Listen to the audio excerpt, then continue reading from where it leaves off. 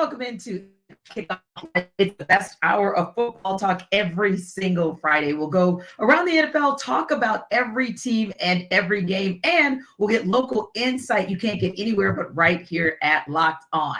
I am Tanisha Batiste, your host, and alongside me are Jarvis Davis and Kyle Krabs. Let's go straight to Thursday night football. Guys, it was an interesting game because it was one of those kind of showdown matchups, right, that we were looking for, not just because these are two teams that are playoff bound, but because these are two teams coming out of the AFC North, which has been, what we call it, kind of clogged up in a good way, though. It's four teams that are truly battling for the division and battling for the rights, worst case scenario for wild card. Now, the thing about this game was this. Yes, the Ravens did walk away with the win. 34-20 was the final, but both teams walked away with losses. Obviously, with the Bengals, it was Joe Burrow with his wrist injury. And of course, with the Ravens, they're unfortunately going to lose what Lamar Jackson likes to call his WR1. Although we know that Mark Andrews is a tight end, he's going to have season-ending surgery. So that was pretty much a blow to the Ravens. But that wasn't really the story of stories, it turns out, from that game, right? Because we get reports this morning from the NFL that they are investigating Joe Burrow's injury and trying to figure out whether or not there was some shakiness about the Cincinnati Bengals and the injury report this week. They said, quote, that the Bengals had posted a video on X Wednesday night of Burrow getting off the team bus wearing what appeared to be a soft cast on his right hand. They later deleted that post, and then Burrow appeared to be hampered by the injury against the Ravens even before leaving the game in the second quarter. So it definitely brings up some questions about whether or not the Bengals gave full disclosure, Kyle, or whether or not there's a little bit more going on with that injury. And I'll tell you, Kyle, Jarvis and I have seen that video and that movie kind of play out twice here in Atlanta, but I wanted to hear your thoughts on how this could impact the Bengals down the road in both instances, the compliance issue, as well as just losing Joe Burrow for a minute overall. Yeah, I think, Cincinnati's sitting at 5-5, and what the rest of their schedule looks like, if Joe Burrow is going to miss any time at this point, like your margin for error was spent up when Joe Burrow was banged up with the calf issue earlier this season. And, they're really at a point where a wild card, you probably need double-digit wins. So you need to go 5-2 over this stretch. And you play Pittsburgh twice, you play Cleveland, so you're going to have divisional games that you have a chance at. But the margin for error is very small, and Pittsburgh's very opportunistic. They play Pittsburgh next. Would I trust Jake Browning against the Pittsburgh's defense to not turn the ball over? No, absolutely not. As far as the compliance issue, whoops. Anytime you delete the video, it probably gives some kind of an inclination that something was a little. And Joe started the game with a brace, right? Yes. So it's one of those things where I understand you don't have to get put on the injury report if you don't receive any treatment and you don't miss any reps. That's kind of like the deal with the injury report. But if we're traveling on Wednesday, the night before the game, with a soft cast or a brace or whatever it was, Joe just decided to strap down on himself. He wasn't getting any treatment for that. Like that's where I do think it is worth the league kind of kicking the tires here and figuring out what's going on. Yeah, I think so too. And granted, Jarvis, the NFL, as we know from the situation from Bijan Robinson to Desmond Ridder, right? When Bijan Robinson miraculously wasn't in the game until like the fourth quarter for exactly one play. And there were question marks after that. And so when Desmond Ridder went down with what was thought to be or allegedly was a concussion, that like a lot of eyes were raised. Now, granted, the NFL said, hey, we routinely look at these matters of compliance within the injury report policy, but there are some fines where if they think something is amiss, could be team fines, potentially a lost draft pick. And you got to think, was it that important? I mean, I know this was a very do or die type of game, but Jarvis, for what it might hamper them, draft picks, fines, and possibly you put pressure on Joe Burrow where maybe he does not come back and give you Joe Burrow at all for the rest of the season. Was it worth it? To be honest with you, I mean, if they would have handled it correctly, I think we wouldn't even be having this conversation, because at the end of the day, when you have your head coach talking about, oh, I wasn't aware, like, you mean to tell me you wasn't aware that your starting quarterback, $50 million a year contract quarterback, you don't know what's going on with him, that he has a soft cast on his throwing, on his wrist. Like that's just weird. Like, so I think that, because if they would have put him on the injury report as a full participant for the entire week and took him off on Friday, we wouldn't even be having this conversation. So it's just like, it's just little things that, like teams like this bring this on themselves. Like the Arthur Smith and Atlanta Falcons, they should know. Like if they would have said, hey, going to the trainer like before the game, hey, Bijan's not feeling well. Maybe we can give him some medicine or something like that. This is the last minute report. We just got this information. Go ahead and get out ahead of these things.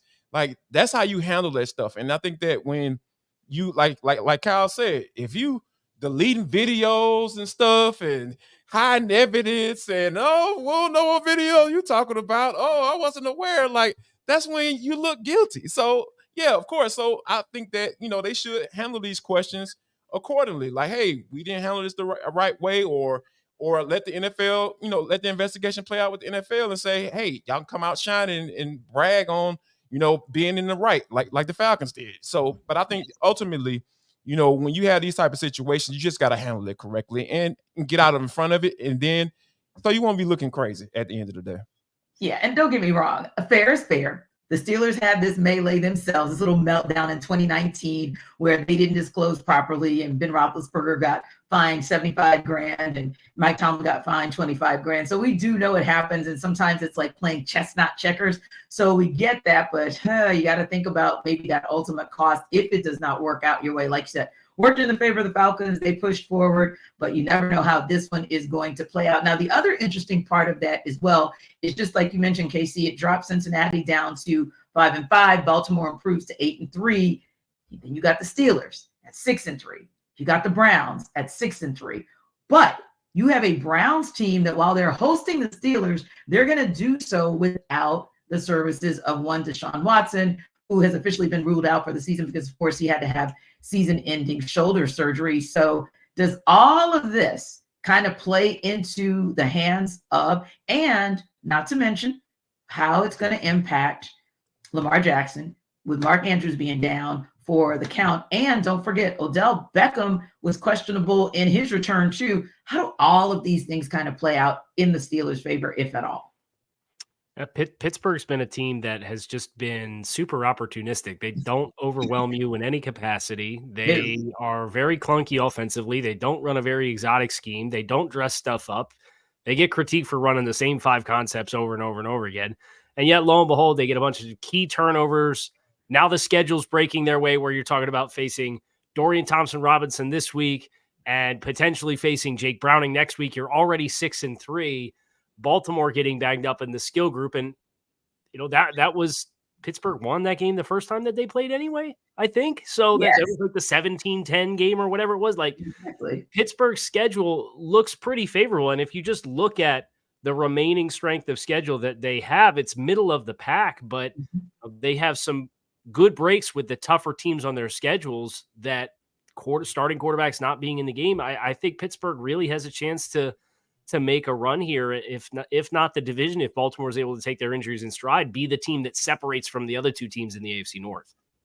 Indeed. And right now, JD, they are at the top of the wild card pack for the AFC, and a couple other things. Having a healthy Cam Hayward, that is impressive. And Pat Freiermuth, who was cleared, he's now in his 21-day window. So there are also some things that are breaking the Steelers' way as far as the health of this team on both sides of the ball. Well, I trust one side of the football. That's the defensive side, right? Because, you got a guy like TJ Watt who can just absolutely just wreck a game. Those are the type of, those guys I can trust. But when you go onto the offensive side of the football, okay, Jaylen Warren, Najee Harris, Kenny Pickett, all of those guys, they seem like they're starting to catch the stride, because the weird thing about the Pittsburgh Steelers, like they've given up more points than they've scored. So it's just like 26. Right. And it's so crazy for them to be where they are right now. Like we're talking about them potentially taking over his division because of given their upcoming schedule. So it's just hard for me to trust that. And then I judge. I'm a simple guy. I like to judge teams by their quarterbacks. I don't trust Kenny Pickett, and I dang sure don't trust the offensive coordinator and Matt Canada. So that's kind of where I'm at with it. T. Now, granted, there's some good things happening on the defense side of the football. I trust those cats all day, every day, especially the guys that put their hands in the dirt and sack the quarterback. But when it comes to the offensive side, it's just a little tough for me to get on board with that. Now, what I'm going to be interested in seeing is whether or not maybe trusting them more is sometimes if you're the squeaky wheel, Kyle, that's how you get the oil, George Pickens. So the fact that George Pickens is having his moment of Keyshawn Johnson, give me the damn ball, maybe that kind of fires things up. I'm thinking at practice. And when you get into the space where slowly but surely, eventually you get back your one at full strength, Deontay Johnson, I think that makes a difference as well. And listen, the Steelers are a team, no matter who's at wideout, who really does always rely on the tight end. And there were really moments where Pat Freiermuth was able to dig Kenny Pickett out of the mud, dig it out of the mud for him. So I think maybe those things will kind of play favorably to the Steelers as time goes on, coupled with the schedule that you just mentioned and the fact that it's not exactly the strongest in the way of strength of schedule. Yeah, and you'd like to think as they get the full complement of skilled players back, they've had some guys that have stepped into smaller void or larger voids with Jaylen Warren getting elevated in the backfield, and he's caught like 30-something passes already this season, been very active as kind of a multifaceted player. I don't know what George is too upset about. He's the only player on the team with more than 40 targets this season. He's got like 62 targets. Now, he's only caught 33 of those 62 targets. So your percentage of catchable balls and the plays that you're able to make and the separation that he's able to make is a different story altogether. But George is very much that player that they'll take their shots down the sideline with him and try to create some big plays. You'd like to think when you get the full complement back, they can maybe space the field a little bit better. And I did think George coming out of Georgia was a player who was a outside receiver, contested catch, possession type player. If you can space the field and stress it better, then he can find more space to be a possession player and have more high efficient targets in the passing game instead of just throwing in the ball. So I'd like to think if Pittsburgh's going to get this thing to catch fire, that's going to be a big catalyst for them because they are getting some guys back. And Jarvis, with them getting those guys back, but with the Browns dealing with the challenges that they face, Deshaun Watson is the starting point with that, obviously. But how do they what is the opportunity for them to maybe make sure they walk away with a win in this game so that they can stay in the conversation, both for the division, because to me, still the whole division is in conversation to win the AFC North, but also to stay at the top of the heap for the wild card spot? Yeah, I think like when you're talking about, Dorian Thompson, Robinson, as far as being the quarterback for this team, he's going to be able to step in for a guy like Deshaun Watson. It's going to be hard. And I think the charge has to be led by this defense, right? With Myles Garrett and what the type of season that he's been having and been at just dominating, teams left and right. It's going to have to be led by that defense. And I think that, Dorian Thompson is going to just not turn the ball over. I think that's going to be his one main goal every game. If he doesn't turn the ball over, they're probably going to have a pretty good chance of winning a football game. So if they can figure out how to hone him in and figure out how to move the football, and as far as with the running game and keeping games close and shrinking those time possessions for the opposing team, I really feel like that, the Cleveland they'll have an opportunity to at least stay in the conversation, like you said, at AFC North.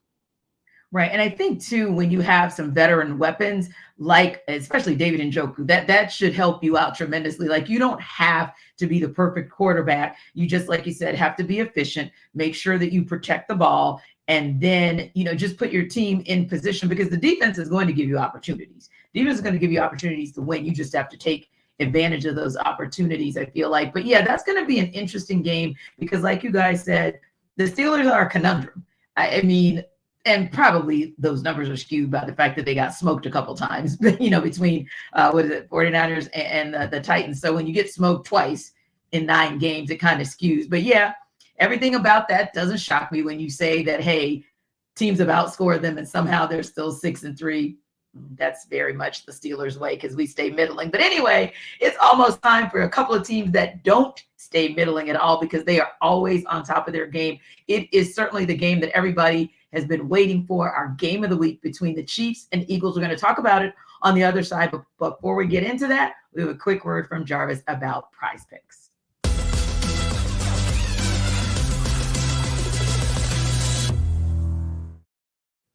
This episode of the NFL Kickoff Live Show is brought to you by Prize Picks. Prize Picks is the largest daily fantasy sports platform in North America. How about that? Good Lord, that is amazing. We are the easiest and most exciting way to play daily fantasy sports. It's just you against the numbers. None of this battling thousands of other guys and pros and sharks. All you got to do is just pick more or less and then on a 2 to 6 player stat projection and watch the winnings roll in. With basketball season here, guys, you can now pick combo projections across football and includes 2 or more players from different sports or leagues. For example, LeBron James more and Travis Kelce at a 10.5 combo of 3 points made plus receptions. I'm telling you, this is easy math, guys. You need to go to Prize Picks right now and check them out. Also, Prize Picks even offers a reboot policy so that your entries stay in play even if one of your players gets injured. For football and basketball games, if you have a player who exits the game in the first half and does not return in the second, that player is rebooted. Prize Picks is the only daily fantasy sports platform with an injury insurance policy. I'm telling you guys, and all you have to do is just go to this website, prizepicks.com/lockedonnfl. That's prizepicks.com/lockedonnfl for a first deposit match up to $100. Prize Picks is daily fantasy sports made easy.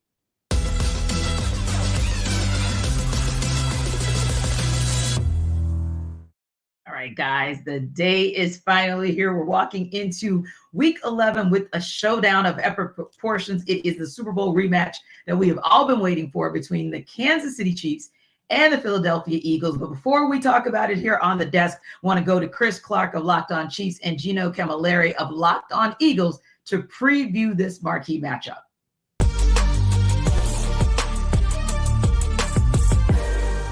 Like if they don't allow this team to punt, if they don't get one punt, I'm going to be so angry that they just sat back and let Pat Mahomes do the same thing. They can't do what happened in February. Take that game plan and throw it in the garbage from a defensive perspective, but just let Jalen Hurts cook. Comes down to QB1. He has to know that this moment isn't his Super Bowl. It's just another moment to show who this team is and what Jalen Hurts is. That's one of the better QBs, but it's going to be great, man. Pat Mahomes, Andy Reid, we know the storylines. The NFL, you're welcome. You're welcome. A lot of eyes are coming to you because of these two teams. Yeah, this game is going to be fantastic. I absolutely cannot wait. I've been looking forward to this game since it came out, when it was going to be. Thought it was going to be a great game. It looks like it's going to be fantastic. The one thing I will say that I'm hateful. I'm a little bit hateful that Nick Bolton won't be able to play in this game, because I think that's a big loss for Kansas City, stopping the run and being able to stop Hurts running the ball and just their offense in general. But other than that, I feel really good about this game. And I will give just a prediction. I'm not going to give a score. I think Kansas City wins, but it's not necessarily for the reason that they won against the Eagles in the Super Bowl. For me, it's the way their defense is playing. They've allowed one team to score more than 20 points this year, and that was the Denver Broncos. And that was they gave them a touchdown on a short field. I mean, I'm not going to try to take it away from the Broncos offense, but Kansas City couldn't get anything done that day on offense themselves. But then they also were in a situation where they gave them the short field score. And if you stay away from that, I think Kansas City can slow any offense down, including the Eagles. And I think that their passing defense is better than what it was in the Super Bowl. So that's going to be something I'm going to be really excited to see if it plays out. That defense has not allowed points. Can the Eagles be a team that, like they've done all year, against some defenses like at the time, Tampa Bay had a really good run defense. They kind of picked that apart. They've gone against some of these other good defenses, like Miami at times has been really good. They picked them apart as well. Dallas didn't make any turnovers when it came to that side of the field. Can they do that again against Kansas City? But like you said, it's a different team, two different teams. It's throughout the record book, that Super Bowl, it was long in the past.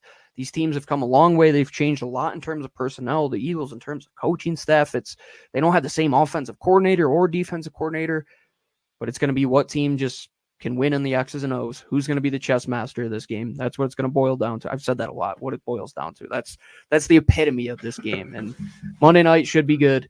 Go check out Locked On Eagles and Locked On Chiefs until then.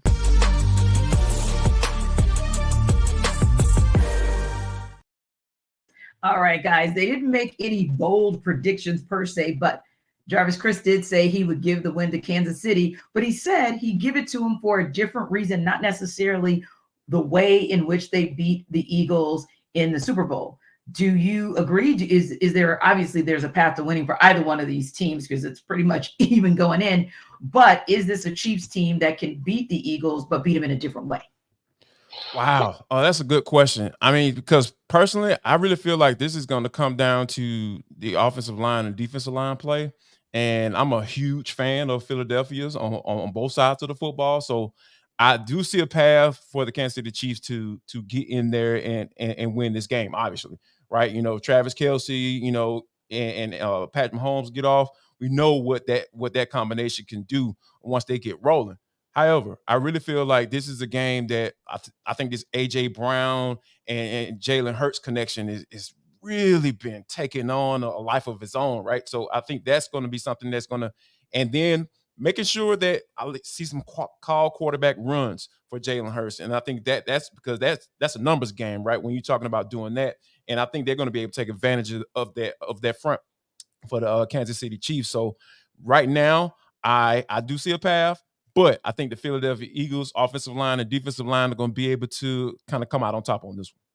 And Kyle, I want to go to something that Gino talked about as well. You know, when you look down the list and the fact that, hey, the Eagles have only lost one game, and I don't know about you guys, but it really wasn't even the Eagles that lost one game.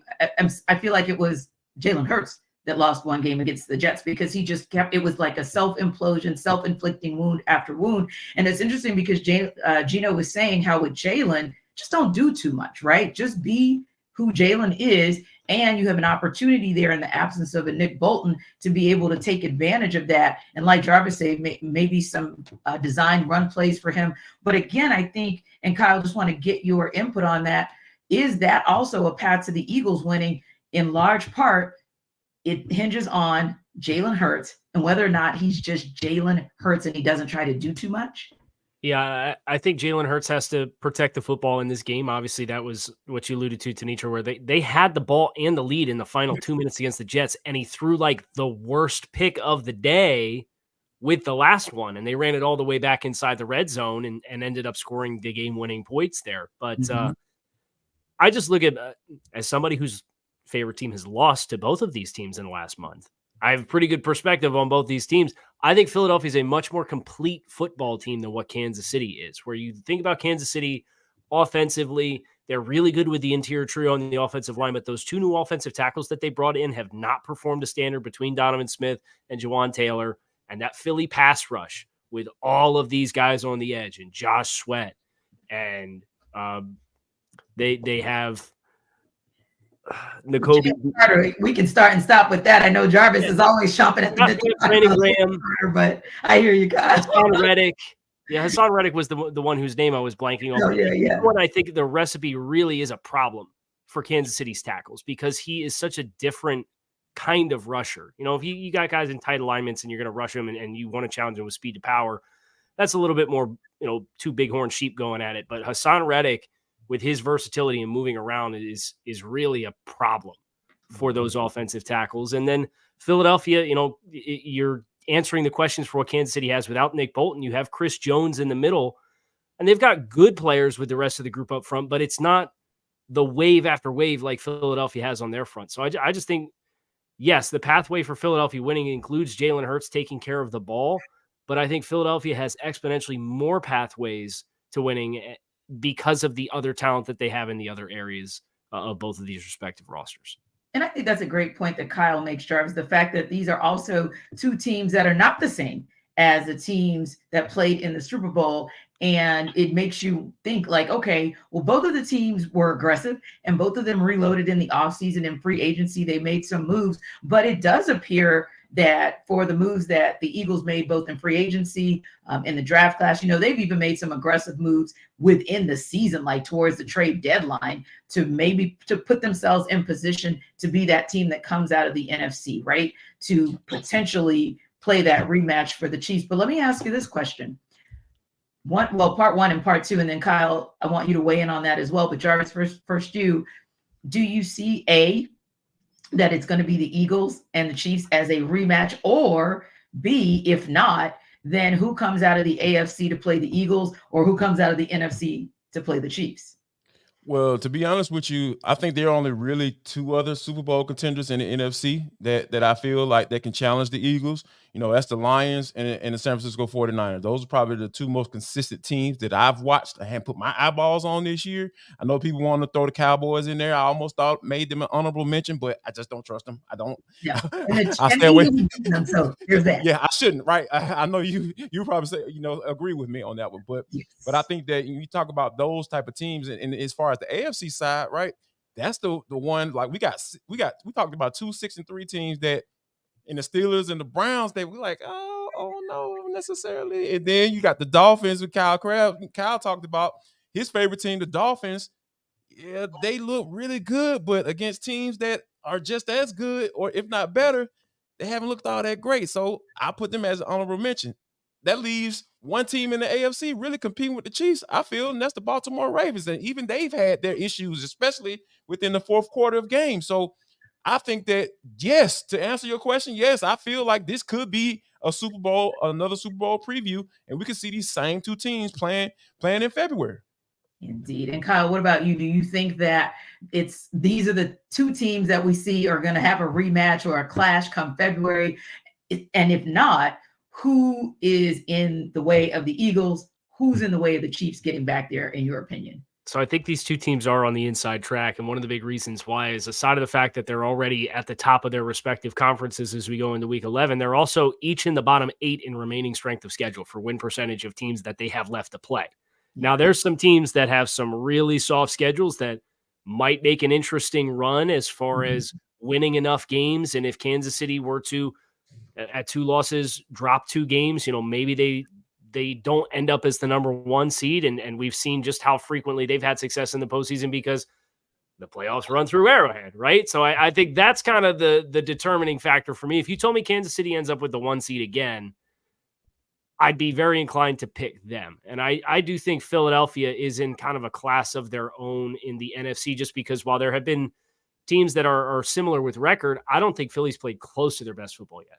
And if they get into a position where they're playing in December and January and they actually put it all together and like the offense and defense click at the same time, they're going to be very, very, very difficult to stop. They're 50% on third downs offensively already. And defensively, they just brought in Kevin Byard. I think they are the team. If you ask me which one was more likely to get back, I would say Philadelphia. Yeah, I would agree. And it's interesting because both of these teams are also coming off a bye, and both of these teams are coming off wins before the bye. So I feel like this is where you really kind of see them start to separate themselves, although you can make the argument just as you guys both have, and I think those are valid arguments that they've already kind of separated themselves.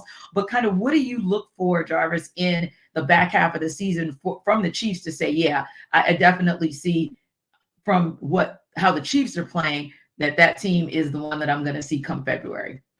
I think there is two things for me, and it's on the offensive side of the football, right? Like I think that though I got to see one wide receiver like really step up and just start being consistent, because you're going to get opportunities with all the attention that's being paid paid attention to on the middle of the field with Travis Kelce, right? So I think that some consistency from one of those guys, either one, it doesn't even matter, and then some more commitment to the run game. I know that's kind of hard to ask of Andy Reid, because we know that sometimes he'll just like, you know what? I don't need a blanket. I don't need the doggone run the football. I'm just going to slang this bad boy all over the yard because I got one of the best quarterbacks to ever play the game already, in Patrick Mahomes. So I think that, if they can figure out a way to get some consistency in both in the run game and those weapons on the outside, and one of those guys stepping up saying, okay, I'm not necessarily Tyreek Hill, but I can step in to be a guy that Patrick Mahomes can count on when all that Travis Kelce is drawing all that coverage. And it may end up being kind of a 2-for-1 in Isaiah Pacheco, because that's kind of where he gets, obviously that is his run game, but low key, that's actually where they get a dual threat running back, so someone who can catch successfully out of the backfield. So be interesting to see how much they go to him more and more as the season goes on, because that's exactly how it happened for them last year. He really started to step up as the season wore on, and definitely in the postseason. Kyle, what about you? What do you need to see from the Eagles in this second half of the season for you to say, hey, not only do I think you guys are going to be the ones coming out of the NFC South, the NFC rather, but I expect to see you guys in the Super Bowl as well, and maybe even winning it this time. Yeah, I think Jalen Hurts continuing to play more consistently with all the facets of the quarterback position. You know, he has these switches that he can flip where he gets really, really good and he's in rhythm, but then sometimes he's out of rhythm, but he's good outside of structure, and then he can run. And it's like, can you just find the groove for a sustained period of time? Yeah. Because, you know, in Philly, the last 2 weeks for the Philadelphia Eagles offensively have not been remotely close to their best efforts, where they've had 292 yards against Dallas at home. And, you know, they were up big in that game. Dallas came back and nearly stole the game at the end. Mm-hmm. When you play these good teams, being able to effectively finish and do so in a multitude of ways.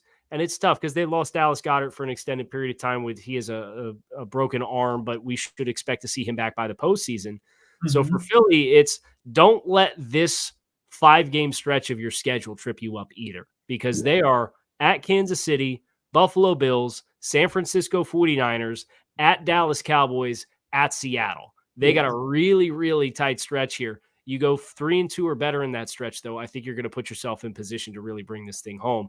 But don't sleep on the Lions, because they might steal the 1 seed here, because they do have a soft schedule in comparison to the 5 we just went through. Exactly. Yeah. If they tend to be like the Lions we saw at the beginning versus maybe a little bit of the middling where they stumbled a bit, then they could be scary good. And NFC might actually run through Detroit. Imagine that.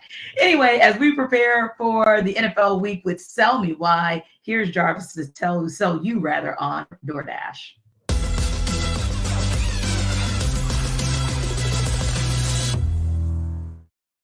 Listen up, guys. Jarvis Davis here for DoorDash. This episode of the NFL Kickoff Live Show is brought to you by DoorDash. Have you just been sitting down in the middle of the night? I know this is my story, guys. I'm telling you. The other night, I was just chilling, minding my business, Then next thing you know, my stomach started rumbling around. I'm just like, oh my God, I'm so hungry. Oh, I need some wings. Oh, let me go to my DoorDash app and check them out. Yes, that's where you need to go to. They came through for me like good kinfolk. I'm telling you, it was just absolutely amazing. I was able to jump right on there. I saw the deal. I said, okay, there we go. DoorDash, they got my wings. I'm ready to get that thing going off. And if you've been into that situation, I need you to go to DoorDash right now, because guess what?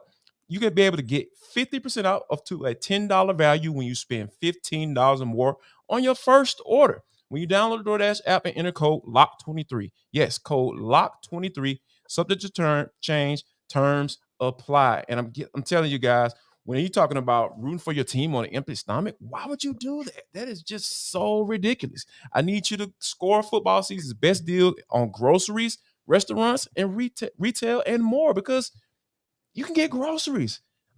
Come on now. This is just so convenient. I'm really big on convenience, guys. So I need you to go to DoorDash app right now, and you're going to get 50% off up to $10 value when you spend $15 or more on your first order when you download the DoorDash app and enter code LOCK23. That's LOCK23. Subject to change. Terms apply.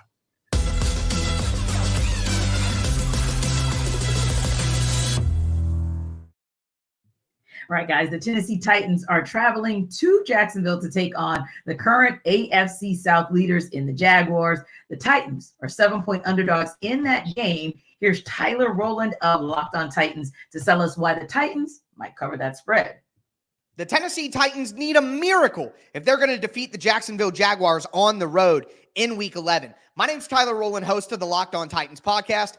I don't care who you pray to, whether it's Zeus, Buddha, Allah, the 7 old gods, the Lord of the Light, 8 pounds, 6 ounce baby Jesus. That's how I like to picture him. Either way, Titans fans need to look to the sky and pray for some divine intervention on Sunday. Let's just lay out the realities here. The Tennessee Titans are a 3-6 football team that look like they may have the worst offensive line in the NFL. To go along with that, they've lost 8 straight games on the road. They haven't won a road game all season long. The Titans are struggling mightily right now, and they're going up against a Jacksonville team that's 6-3, leading the division, and that swept them last year. So this is a very, very tough circumstance for the Titans to walk into with a rookie quarterback to go along with that struggling offensive line. But again, the Titans could use a miracle to win this game, and that miracle could come in the form of winning the turnover battle. And again, the odds are stacked against the Titans here as well. The Titans are one of the worst teams in the NFL this year in forcing turnovers, while Jacksonville has been one of the best teams in the NFL in turnover margin. It's really led them to some key wins while the offense has been struggling, but the offense struggled for Jacksonville because their offensive line is not that great either. They've been struggling as well. And the Titans' biggest strength on the team is their pass rush. So if the Titans pass rush can dominate the matchup against the Jaguars offensive line, they could put Trevor Lawrence in 3rd and longs, they could create some bad decisions, and they could create some turnovers, not only helping the Tennessee Titans get the Jaguars offense off the field, but helping the Titans struggling offense put up points. For more analysis, check out the Locked On Titans podcast, part of the Locked On Podcast Network, where it's your team every day. I love me some Tyler Rowland. Can I say that? Jesus. I mean, when you spoke baby Jesus, you know it is so serious. Like literally, Jarvis. And Kyle, divine intervention. I felt like Kyle, I should have opened my prayer closet and just started praying for these guys. Like, dang, you going down to Duval and you're gonna need Jesus to get out of there with a win. Jarvis, I mean, is it really that like serious? Like, are they really in that much jeopardy? Have no chance? A snowball's chance in you know where to get a win? Yes. Because Will Levis, ever since he looked like Brett Favre in the first game against the Falcons, it has just been all downhill from there. So I think that when you think about, you know, a rookie quarterback going through rookie struggles, it's hard. It's hard to kind of come around on that because like that's all you got and that's who you've gone with and you decide to say, hey, we're going to ride this wave. So, and they're going through one of those down waves right now as far as Tennessee Titans goes.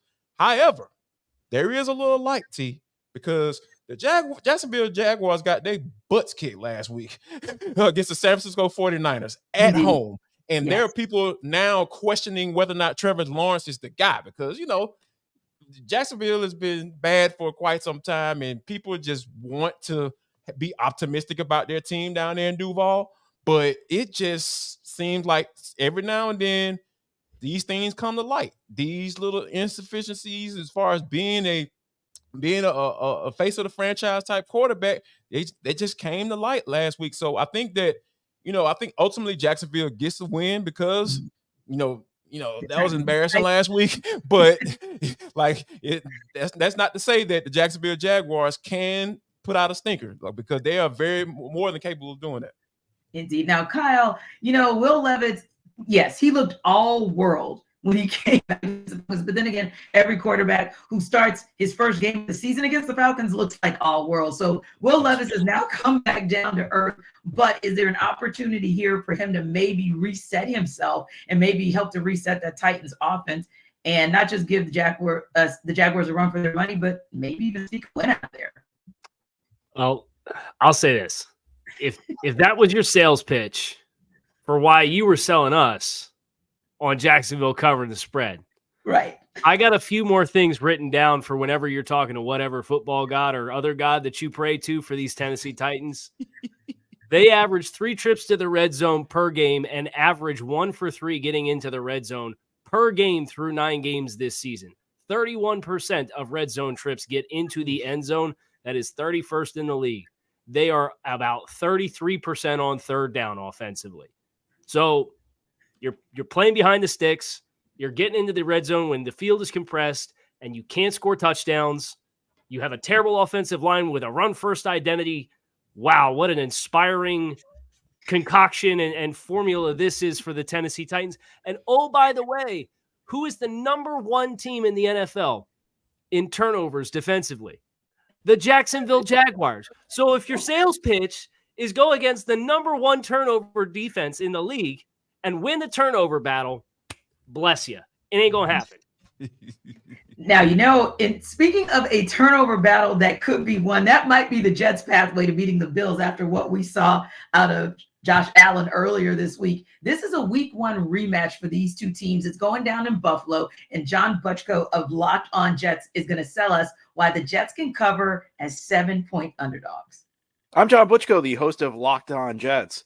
For the New York Jets to cover the spread this weekend against the Buffalo Bills, they will need to play their best game.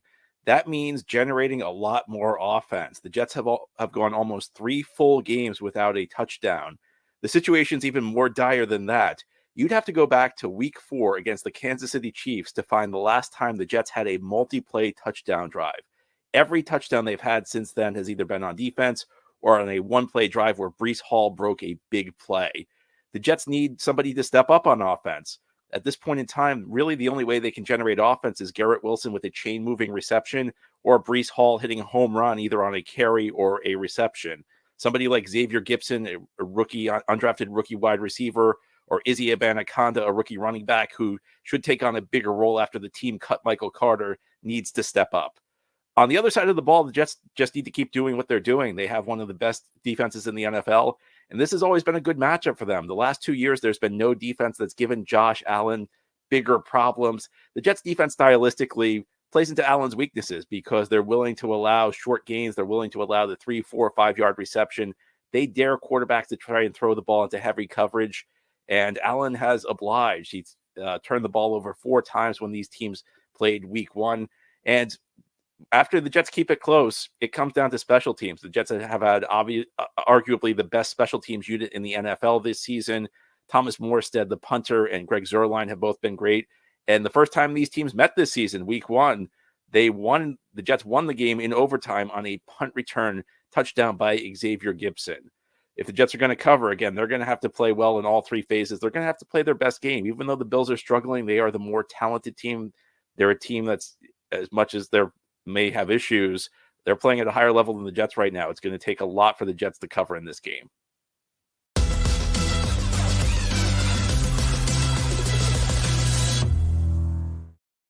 Guys, we have some breaking news to share with our audience. We talked about this at the top of the hour as we gave reaction to the Thursday night football game that saw the Ravens beat the Bengals 34-20. Ravens knew right then that they were going to lose Mark Andrews for the season. Word has now come from multiple sources that the Bengals will indeed lose Joe Burrow now for the season. He is out for the year with a torn ligament. That is per coach Zach Taylor, and that's been confirmed by multiple outlets. He had his MRI this morning. Jake Browning, of course, who we talked about, who finished the game last night, is the backup who is going to be expected to likely play for the rest of the year. But Kyle, we talked about how tight it was in the AFC North already and how the Bengals were kind of at the bottom of that particular division looking up. Man, what a blow to the Bengals' chances to make any noise to get out of that division or even keep their wild card hopes alive. Yeah, and you think about Cincinnati, the performance this season defensively felt like it took a step back as well. They had a couple of safeties that left. So if you're looking for like, okay, what's Cincinnati's pathways to win games moving forward? Well, T. Higgins has been banged up. Yeah. The offensive line hasn't looked great. You have had the defense regress as you had Von Bell and Jesse Bates leaving free agency this offseason and haven't really had guys that have gained teeth playing in those spots. And now Jake Browning's at quarterback. I mean, just humor me. Here's the games they have left on the schedule. Pittsburgh, at Jacksonville, Indianapolis, Minnesota, at Pittsburgh, Kansas City, Cleveland. Are they winning a game? Like, as a genuine question, they do not have, they are 65% win percentage is the remaining win percentage of the games that the Bengals have left to play this season. And you have everything else that was going wrong. And now Joe Burrow to Jake Browning is the transition at quarterback. There may be some silver linings for Cincinnati in getting a high draft selection and being able to make a financial decision with a contract and drafting a wide receiver in a good wide receiver class. And like all those storylines are going to open up. But like that, in my mind, is where my mind goes for Cincinnati, because you can forget about the playoffs. It ain't going to happen. Yeah, you talking about being at the bottom of the division already, right? With Joe Burrow, because it's just, and I think just as far as Joe Burrow's future, right? Because he's been dealing with some injuries, right? You know, he had one coming to the season, got off to a slow start. You saw them kind of cater their offense to that, right? You know, as they try to start figuring things out, then they go on the win streak, and you start saying, okay, all right, the Bengals start looking like the team that can compete. But when you talking about losing him for the rest of the season, and then like Kyle laid out, like now the conversation changes, it shifts, right? And I think that this is something that you're going to really figure out. Zach Taylor's going to earn his money, because true enough, like he can't have this mindset, right? Like, oh, yep, season over with, but he's gonna have to figure out a way because you still got guys. It's just a matter of now Jake Brown is delivering the football. And you know what I would do if I was Zach Taylor?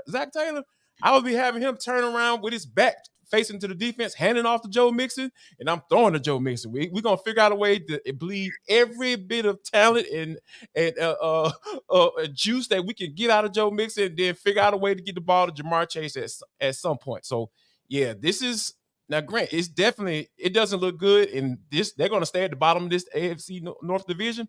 But man, Zach Taylor got to figure out a way to rally the troops, and he gonna earn his paycheck. That's for sure for these last few games. Denitra, if I can just follow up on that real quick, Bengals 31st in the league in rushing attempts thus far this season, and they're averaging 3.9 yards per carry. So it's like the antithesis of everything that they are is what you're going to ask them to be. But I agree with JD that's probably how you're going to maximize this is kind of be what the Jets are with Garrett Wilson. And with Breece Hall, is you got like a couple staple skill players to work with. I'd say Cincinnati's offensive line is better. So can you adopt that style of play? It's just nothing like what you've been to this point in the season.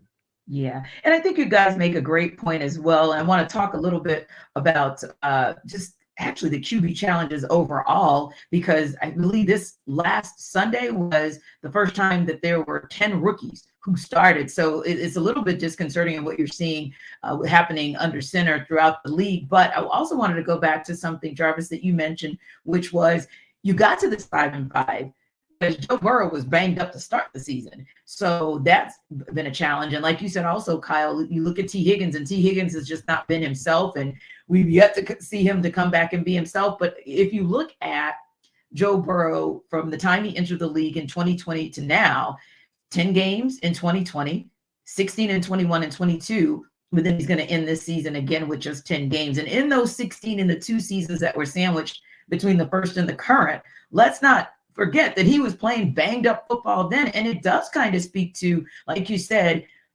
where do they go in the future? Because a Browning can't get you to where you want to be. You can't even get out of the division with that at QB. And don't get me wrong, of course, they're going to hope for Joe Burrow to come back 100% full strength, but it does kind of make you scratch your head that 2 out of his 4 seasons, he barely got through half of the season.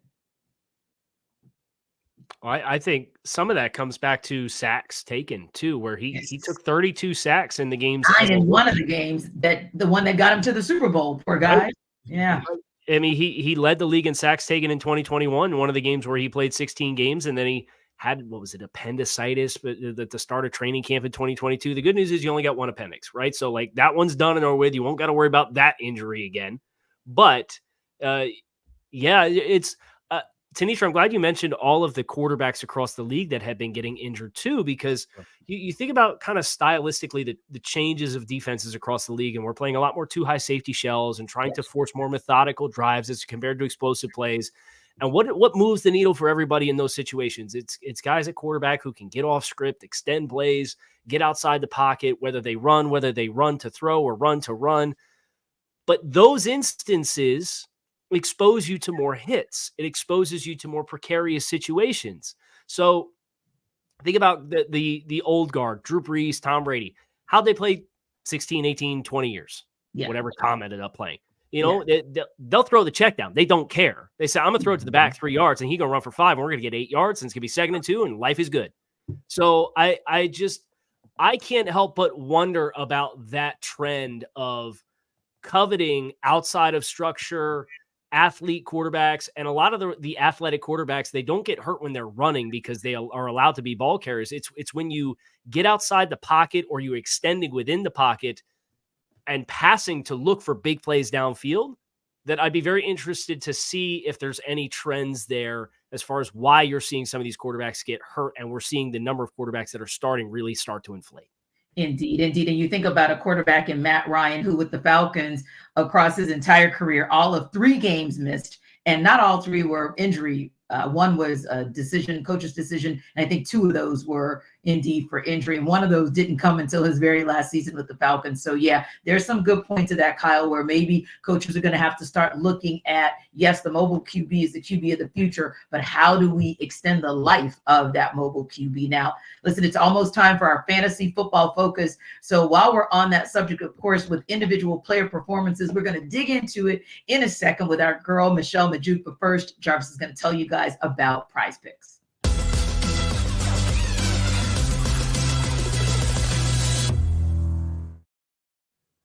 Jarvis Davis here for Prize Picks. This episode of the NFL Kickoff Live Show is brought to you by Prize Picks. Folks, Prize Picks is the largest daily fantasy sports platform in North America. That's huge. That's really huge. We are the easiest and most exciting way to play daily fantasy sports. It's just you against the numbers. None of this battling against thousands of other players and including pros and sharks and all that stuff. All you got to do, pick more or less than on a 2 to 6 player stat projection and watch the winnings roll in. I'm telling you guys, it's just that easy. And with basketball season here, you can now pick combo projection across football and basketball. For example, LeBron James and Travis Kelce at a 10.5 combo of 3 points made plus receptions. I'm telling you guys, it's just that simple. And Prize Picks even offers a reboot policy so that your entries stay in play even if one of your players get injured. I'm telling you guys, they're all on your side to get these wins. For football and basketball games, if you have a player who exits the game in the first half and does not return in the second, that player is rebooted. Prize Picks is the only daily fantasy sports platform with an injury insurance policy. So go to prizepicks.com/lockedonnfl, prizepicks.com/lockedonnfl for a first deposit match up to $100 because Prize Picks is daily fantasy sports made easy.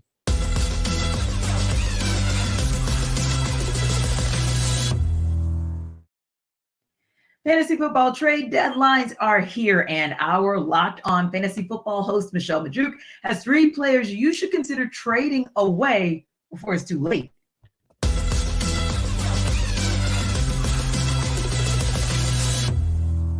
Fantasy trade deadlines are approaching quickly. Here are 3 players that I think you should trade away prior to the deadline. First up being Chargers quarterback Justin Herbert. I get it. He just had a 5-touchdown performance, you might say, but he's elite in fantasy. He has some elite games, but he also just has far too many duds. He kills you in fantasy far too often. I mean, just over the last 4 weeks, it's been a roller coaster. Quarterback 20, quarterback 7, quarterback 25, quarterback 2. Just far too inconsistent, and I am not a fan of his upcoming schedule whatsoever. I mean, over the next 3 weeks, he'll face the Packers in Green Bay. Don't love that. Then he has to face the Ravens elite defense, and then after that, he has to go to New England to play against the Patriots. Like, I don't like to play any quarterback that has to go into New England. That's never fun. And Herbert's just too inconsistent for me when it comes to us approaching the playoffs. I am trying to get him off my fantasy teams prior to those deadlines. Another guy I'm looking to trade right now is Vikings wide receiver Jordan Addison. He's having a really solid rookie year, don't get me wrong, but since Kirk Cousins' season-ending injury, I know Josh Dobbs is doing his thing, but Addison has had fewer than 70 receiving yards and 0 touchdowns in each of the last 2 games. And now we get Justin Jefferson coming back as well, right? So he was the lead guy there. He was getting the targets, but the production wasn't really there with Josh Dobbs. And I don't think Josh, as good as Josh Dobbs is, I don't think he has it in him to feed Justin Jefferson and TJ Hawkinson and Jordan Addison. Like, something has to give here. And I do think we're going to see Addison's production drop even more than it has been the last couple of weeks. So I'm looking to trade him for a talented veteran that's also been disappointing lately, but you trust that will bounce back. Maybe like a Cooper Kupp or a DK Metcalf. I trust those guys a bit more. So I'm looking to get a trade done like that prior to the deadline. And then last up, it's Ravens running back Gus Edwards. We just saw him on Thursday Night Football score another 2 rushing touchdowns. All right. Edwards has scored an insane 9 rushing touchdowns over the last 5 weeks. That kind of insanity touchdown luck cannot last forever. And sooner or later, Lamar Jackson has to start racking up these passing touchdowns, right? Or even stealing some of these rushing touchdowns himself. We saw rookie running back Keaton Mitchell get more involved in the 2 weeks prior. He was really proving himself to get that bigger role. If Edwards does not score a touchdown in any given week, his fantasy production is going to be so underwhelming. 30 of his 47 fantasy points scored over the last 3 weeks have come on touchdowns. So that's fewer than 6 fantasy points per game over that time if he didn't score a touchdown. I don't want to be stuck holding on to Edwards once his touchdown luck inevitably fades away, because it just has to. So I'm looking to trade him before the deadlines as well.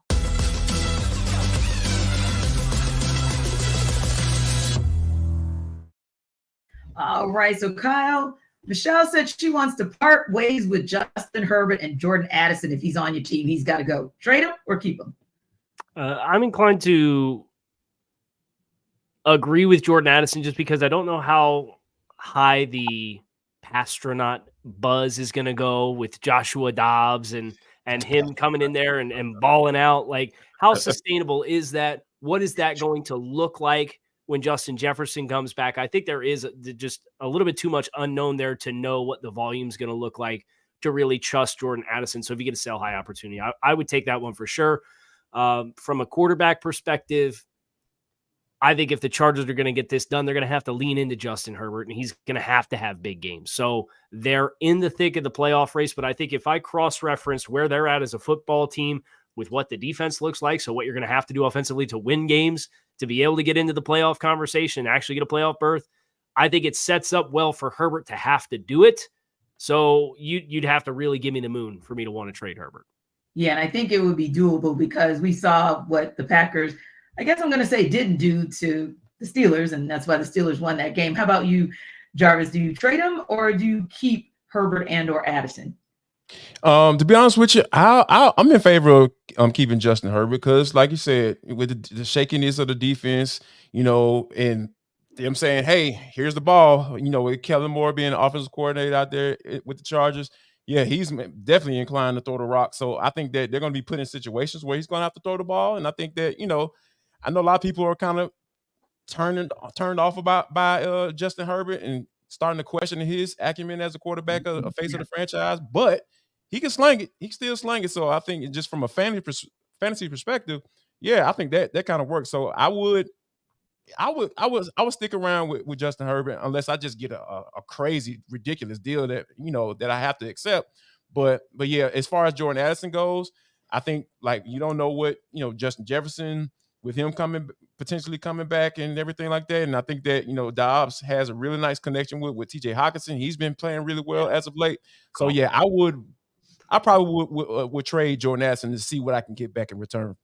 And guys, we've got a couple minutes left. I want to hit 2 subjects, and I want to end on a positive note. So I'm going to hit you guys with one of them, and then I'm going to share the other one. But first things first, of course, we broke the news when we found out about it that Joe Burrow is done for the season. So it kind of shifted in that direction. But I want to go back to the Jets-Bills because this is their second and final matchup of the season. It's in Buffalo. Guys, give me your thoughts real quick on where that game lands as far as who wins.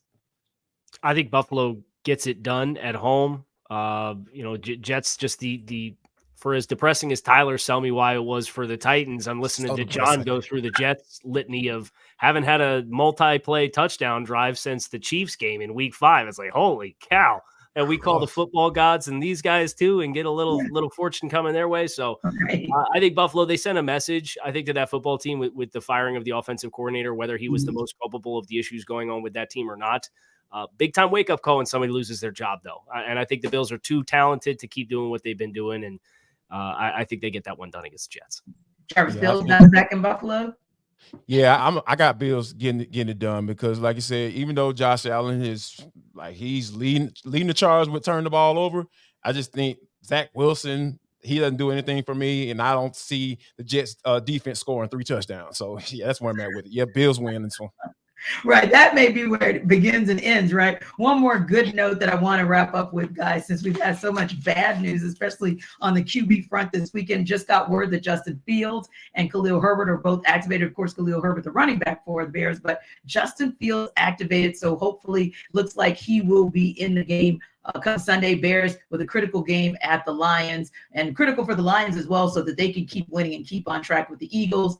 Good stuff for us to end the show on. Yeah, and I'm hopeful for Justin Fields. I don't know that this regime in Chicago is going to survive past this year, but this is a really good opportunity for Justin where he kind of came on after the first month of the season, put some good tape out there, because if Chicago does hit reset, odds are with them having Carolina's first-round pick in addition to their own, they're going to be picking a quarterback. So if I'm Justin Fields, the biggest motivation that I have is to show the league who I am as a player, because there's a pretty good chance if Chicago fires Matt Eberflus that Justin's going to be playing somewhere else next year. And you want to have teams that have assets and have a good infrastructure and can help you to be interested in you. Yeah, and Jarvis is wanting to see him do it while he remains healthy. Yeah, I just want to see Justin Fields get a real chance, because it's obvious that this regime is not sold on him. So I think putting that good tape out there, I think that is you preach to the choir, Kyle, over there. So yeah, put that good tape out there and prove you can be a starter quarterback in the NFL. Indeed. Well, we've got a couple of good matchups, intriguing ones Sunday, but we know the one that everybody's looking for is Chiefs Eagles on Monday. We appreciate you guys, as always, stopping by NFL Kickoff Live and everywhere on the Locked On Sports Network in and around the country. And since we won't see you guys next week, we want to wish you guys a happy and safe Thanksgiving. Until next time.